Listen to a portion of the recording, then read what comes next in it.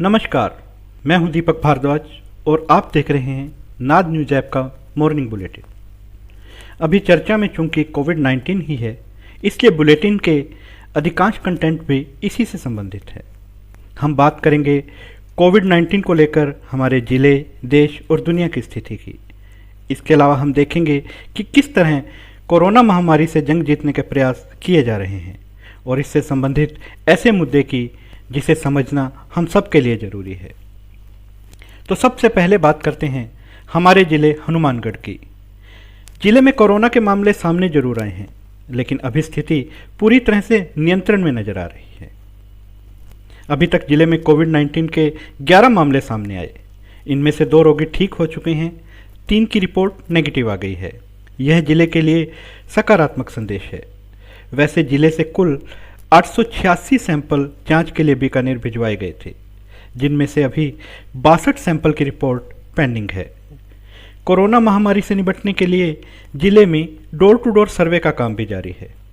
स्वास्थ्य विभाग के अनुसार जिले में आशा और एएनएम की 624 टीमें काम कर रही हैं। इन टीमों ने अब तक 9,50,717 घरों का सर्वे किया है। जिले में कुल 63,148 सामान्य खांसी जुकाम के रोगी पाए गए हैं, जिन्हें उपचार दिया गया है। इसके अलावा पूरे जिले में कुल 15,145 लोग होम आइसोलेशन में हैं। इनकी निगरानी के लिए शिक्षकों और एएनएम की ड्यूटी लगाई गई है। अब बात जिले में की जा रही नई पहल की करते हैं। जिले के कर्फ्यूग्रस्त इलाकों में दवाई, सब्जी, राशन आदि पहुंचाने की व्यवस्था प्रशासन ने पहले ही कर दी थी। अब आम लोगों तक कैश पहुंचाने के लिए मोबाइल एटीएम वैन की भी व्यवस्था की गई है। जिला कलेक्टर की पहल पर मोबाइल एटीएम वैन की सुविधा सोमवार को शुरू की गई। यह वैन कर्फ्यूग्रस्त इलाकों में जाकर लोगों को उनके घर पर ही नकदी निकालने की सुविधा देगी। राजस्थान मरुधरा ग्रामीण बैंक के सहयोग से इस वैन की सुविधा प्रारंभ हुई है। यह वैन कर्फ्यूग्रस्त इलाकों, जिनमें रूपनगर, गुरुसर, लखूवाली, अमर सिंह वाला और जोगीवाला शामिल है, वहां जाएंगी। लोग अपने घर के आगे खड़े रहकर ज़रूरत के हिसाब से मोबाइल एटीएम वैन से पैसे निकाल सकेंगे। इससे कर्फ्यूग्रस्त इलाके के लोगों को काफ़ी बड़ी सुविधा मिलेगी। अब शहर से आगे बढ़कर देश की स्थिति देखें तो रोगियों की संख्या 27,000 को पार कर चुकी है। सोमवार शाम को स्वास्थ्य मंत्रालय की ओर से दी गई जानकारी के अनुसार देश में कोविड-19 के 27,892 पॉजिटिव केस दर्ज हुए हैं। विभागीय जानकारी के अनुसार 24 घंटे में 48 लोगों की मौत भी कोविड-19 के कारण हुई है। हालांकि विभाग की अधिकृत वेबसाइट पर रोगियों का आंकड़ा काफ़ी कम है, जबकि आंकड़ों के विश्लेषण के लिए दुनिया भर में देखी जा रही जॉन हॉपकिंस यूनिवर्सिटी के अनुसार यह आंकड़ा थोड़ा ज़्यादा है। कुल मिलाकर अभी रोगियों की संख्या 27,000 से पार है, लेकिन स्वास्थ्य विभाग के अनुसार इनमें से 6,184 लोगों का उपचार भी किया जा चुका है। अब जिक्र एक ऐसे देश का जिसने अपने आप को कोरोना की महामारी से बेहतरीन तरीके से बचाया है। यह देश है न्यूजीलैंड, ऑस्ट्रेलिया के पास बसा हुआ एक छोटा सा देश। हम न्यूजीलैंड को उनकी क्रिकेट टीम के लिए जानते हैं, लेकिन इन दिनों इसकी चर्चा कोविड-19 से निपटने की शानदार रणनीति को लेकर हो रही है। न्यूजीलैंड की सरकार ने दावा किया है कि उनके यहाँ कोरोना वायरस का कम्युनिटी ट्रांसमिशन खत्म हो गया है और उन्होंने प्रभावी तरीके से इस वायरस का खात्मा कर दिया है। हालांकि इस छोटे से देश में कोरोना के करीब 1500 रोगी मिल चुके हैं, लेकिन नए मामलों में कमी आई है। न्यूजीलैंड की प्रधानमंत्री जेसिंडा अर्डर्न ने कहा है, देश ने फिलहाल ये जंग जीत ली है। पीएम की इस घोषणा से कुछ ही घंटे पहले न्यूजीलैंड ने सामाजिक पाबंदियों के सख्त दिशा निर्देशों में ढील दी थी। हालांकि अधिकारियों का कहना है कि अभी ज़्यादातर लोग घरों में ही रहें और लोगों से सामाजिक दूरियां बनाकर रखने के लिए कहा गया है। अब बात करते हैं कोविड-19 के इलाज के लिए अपनाए जा रहे तौर तरीकों पर। इस बीमारी के इलाज के लिए कई दवाइयों के नाम सामने आए। अमेरिका के राष्ट्रपति डोनाल्ड ट्रंप ने हाइड्रोक्सीक्लोरोक्विन का नाम लिया।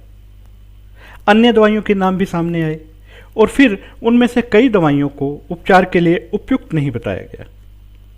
ऐसे में अब सबकी उम्मीदें प्लाज्मा थेरेपी पर टिक गई है। इसमें कोरोना से ठीक हो चुके रोगी के रक्त से प्लाज्मा अलग करके दूसरे रोगियों का उपचार किया जाता है। ऐसा माना जा रहा है कि कोविड-19 की वैक्सीन बनने तक यही उपचार का सबसे बेहतर तरीका होगा। इसके लिए अभी ट्रायल जारी हैं। दिल्ली में प्रदेश सरकार ने कोविड-19 से बीमार 6 लोगों को प्लाज्मा थेरेपी देना शुरू किया और उनमें से 4 में सकारात्मक बदलाव देखने को मिले हैं। ब्रिटेन और अमेरिका भी प्लाज्मा थेरेपी पर काम कर रहे हैं। विश्व स्वास्थ्य संगठन ने भी कहा है कि इबोला वायरस से मुकाबले के लिए कन्वालेसेंट प्लाज्मा का इस्तेमाल किया गया था। ऐसे में माना जा रहा है कि कोविड-19 के लिए कोई वैक्सीन बनने तक या इलाज के लिए कोई अन्य इंजेक्शन बनने तक सभी उम्मीदें प्लाज्मा थेरेपी पर आकर टिक गई हैं। और अंत में वो मुद्दा जिस पर बात करना सबसे ज़्यादा ज़रूरी है। अभी समाज में कोरोना रोगी के लिए कई तरह की भ्रांतियां हैं।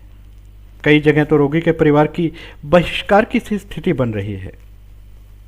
यह सही नहीं है। कोरोना को लेकर सबसे अधिक चर्चा में रही कनिका कपूर ने अब एक ट्वीट लिखकर अपनी स्थिति स्पष्ट की है। कनिका कपूर ने कहा है, मैं 10 मार्च को यूके से मुंबई आई थी। इंटरनेशनल एयरपोर्ट पर टेस्ट भी हुआ था। उस वक्त कोई एडवाइजरी जारी नहीं हुई थी।